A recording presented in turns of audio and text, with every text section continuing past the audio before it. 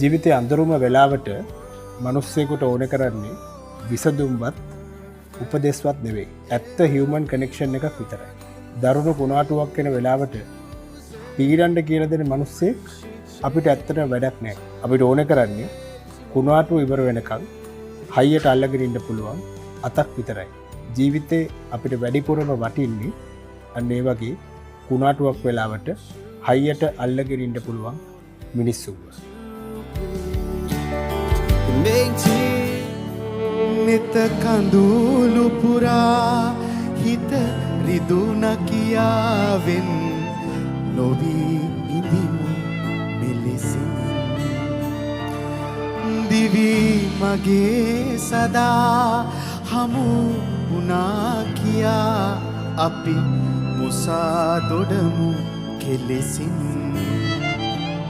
ඔබ මගෙත් නොවේ මම ඔබෙත් නොවේ අපි අපෙත් නොවේ දැනුණා